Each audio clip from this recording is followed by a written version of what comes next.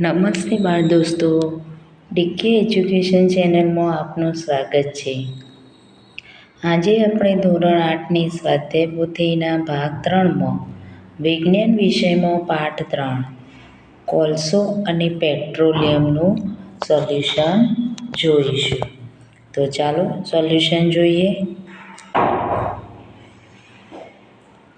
રોજિંદા જીવનમાં વપરાતા કુદરતી સંસાધનોની યાદી બનાવો.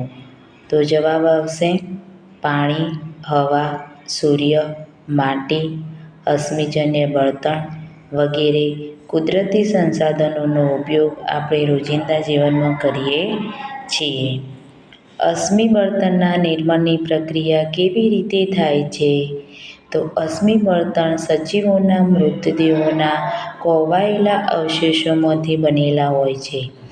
જમીનમાં લાખો વર્ષ પહેલાં જે સજીવોના મૃતદેહ વનસ્પતિ જમીનમાં દટાઈ ગયેલા હોય તેની પર પૃથ્વીના દબાણ અને ઉષ્માના લીધે તે અશ્મિ બળતણ બને છે અને આ પ્રક્રિયા લાખો વર્ષ સુધી ચાલતી રહે છે.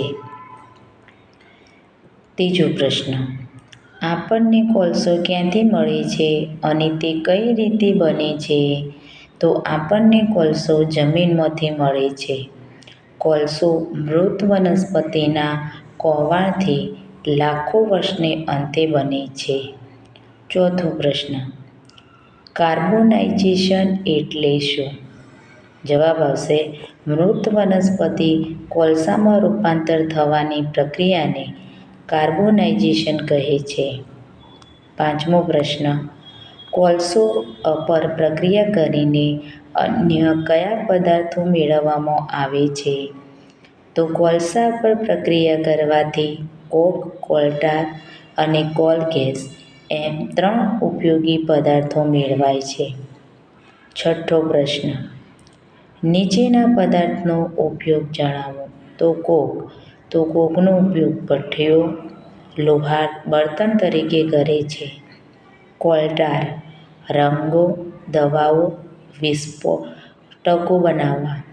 ત્રીજો કોલ ગેસ કારખાનામાં બળતણ તરીકે. પ્રશ્ન 7, પેટ્રોલિયમ કેવી રીતના બને છે? તો સમુદ્રમાં રહેતા સજીવો દ્વારા પેટ્રોલિયમનું નિર્માણ થતું હતું. આ જીવો મૃત્યુ પામતા તેમના મૃતદેહો સમુદ્રના તળિયે એકઠા થતા ગયા. તેઓ રેતી અને માટીના સ્થળોથી ઢંકાતા ગયા. તેમના સ્થળ પર સ્તર થયા. આ પ્રક્રિયા લાખો વર્ષ સુધી ચાલતી રહી. હવાની ગેરહાજરીમાં તથા ઉચ્ચ તાપમાન અને દબાણને કારણે અવશેષોનું જૈવિક રાસાયણિક પ્રક્રિયાઓને અને કુદરતી વાયુઓમાં રૂપાંતર થયું. પ્રશ્ન 8, પુનઃપ્રાપ્ત સંસાધનની લાક્ષણિકતાઓ જણાવો.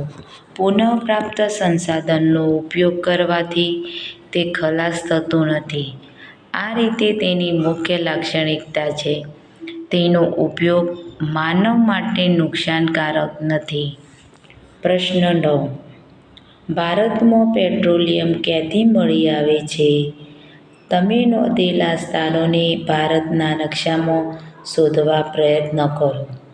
તો ભારતમાં પેટ્રોલિયમ અસમ, ગુજરાત, મુંબઈ, ગોદાવરી અને કૃષ્ણા નદી પાસેથી મળી આવે છે. 10મો પ્રશ્ન, પુનઃઅપ્રાપ્ત સંસાધનોની લાક્ષણિકતાઓ જણાવો. સજીવોના મૃતદેહોના અવશેષોમાંથી મળતા સંસાધન પુનઃઅપ્રાપ્ત સંસાધન છે. જેનો ઉપયોગ કરવાથી પૂરો થઈ જવાની શક્યતા હોય છે. એટલે કે તે આપણને ફરીથી પાછા મળતા નથી. હવે કુદરતી વાયુના ઉપયોગો જણાવો. કુદરતી વાયુઓનો ઉપયોગ વાહનોમાં ઈંધણ તરીકે તેમજ કારખાનાઓમાં બળતણ તરીકે પણ કરવામાં આવે છે. પ્રશ્ન 12, કોલસો અને ખનિજ કોલસો બંને એક જ છે કે જુદા જુદા? કેવી રીતે? તો કોલસો અને ખનિજ કોલસો અલગ છે. કારણ કે ખનિજ કોલસો કુદરતી રીતે પ્રાપ્ત થાય છે, જ્યારે કોલસો માનવ દ્વારા બનાવાય છે. પ્રશ્ન 13. તમારા ઘરમાં પેટ્રોલિયમ પેદાશોના ઉપયોગથી ચાલતા સાધનોની યાદી તૈયાર કરો. તો પ્રાઇમસ અને ફાનસ. 14મો પ્રશ્ન. જો અશ્મિ બળતણનો જથ્થો પૃથ્વી ઉપરથી સંપૂર્ણ ખલાસ થઈ જાય તો કેવી પરિસ્થિતિઓ સર્જાય તે વિશે તમારા મંતવ્યો જણાવો. જો અશ્મિ બળતણનો જથ્થો પૃથ્વી પર સંપૂર્ણ ખલાસ થઈ જાય તો વાતાવરણમાં પ્રદૂષણ ઓછું થાય છે. તે સારી બાબત છે, પરંતુ નવા વાહનો મશીનો બનાવવા માટે ઘણો ખર્ચ થાય છે અને અશ્મિ બળતણની જગ્યા પર નવું બળતણ શોધવું પડે તો તે મુશ્કેલીભર્યું છે. 15મો પ્રશ્ન. પેટ્રોલિયમ પેદાશોનું વધુ પડતા ઉપયોગથી આપણને શું નુકસાન થાય છે? તો પેટ્રોલિયમ પદાર્થનું વધુ પડતા ઉપયોગથી વાતાવરણ પ્રદૂષિત થાય છે, જેથી અનેક રોગ ફેલાય છે. એસિડ વર્ષા થાય છે, જેથી જંગલો પર માઠી અસર પહોંચે છે. 16મો પ્રશ્ન. ખૂટી જાય તેવા ઉર્જા સ્ત્રોતોનો વિવેકપૂર્ણ ઉપયોગ કરવા માટે તમે કેવા પગલાં લેશો? તો ખૂટી જાય તેવા ઉર્જા સ્ત્રોતોનો હું વિવેકપૂર્વક ઉપયોગ કરીશ. જેમ કે ઘરની આસપાસ જવા હું સાયકલ કે ચાલીને જઈશ. બહારગામ જવા પોતાનું વાહન નહીં, પરંતુ સરકારી વાહનનો ઉપયોગ કરીશ. 17મો પ્રશ્ન. પર્યાવરણની જાળવણી માટેના સૂત્રો બનાવો અને આપેલી જગ્યામાં તેની નોંધ કરો. તો સૂત્રો અહીંયા બનાવેલા છે કે પર્યાવરણની કરું રક્ષા, પૃથ્વીની સાથે સુરક્ષા. બીજું છે પર્યાવરણ બચાવો, પ્રાણ બચાવો. ત્રીજું છે એક વૃક્ષ અપલોડ કરી જુઓ, વાદળોનું ટોળું આવશે લાઈક કરવા.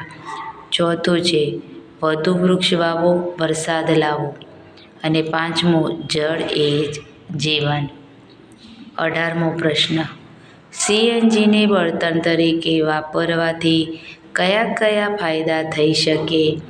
તો સીએનજી શુદ્ધ બળતણમાં સમાવેશ થાય છે, જેનો ઉપયોગ કરવાથી ખર્ચ ઓછો થાય છે અને પર્યાવરણને પણ ખૂબ જ ઓછું નુકસાન પહોંચે છે. હવે પ્રશ્ન 19. યોગ્ય જોડકા જોડો.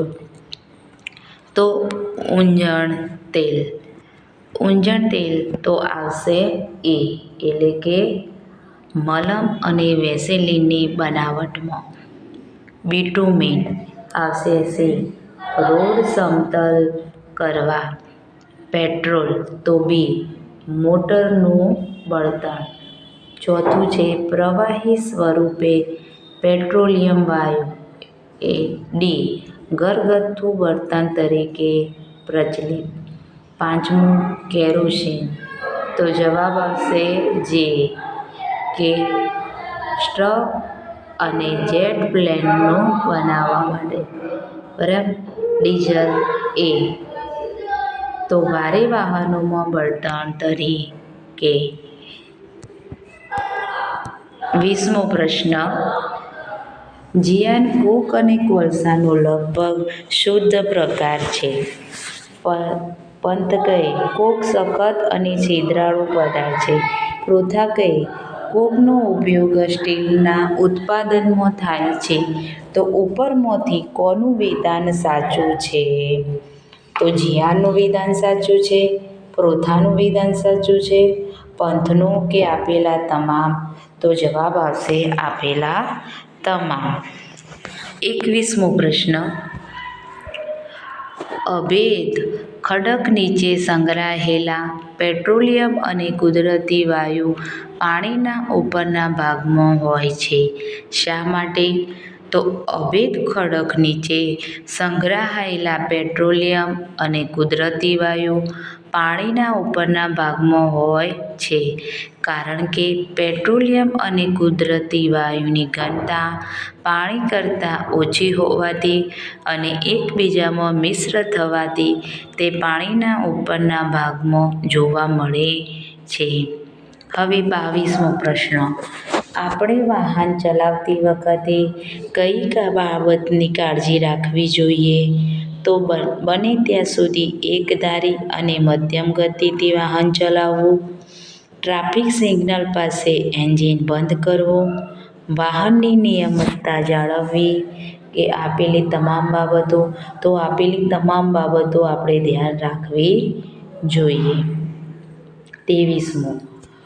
નીચેના આપેલ ગુણધર્મના આધારે પુનઃપ્રાપ્ત અને પુનઃઅપ્રાપ્ત સંસાધનોમાં વર્ગીકરણ કરો.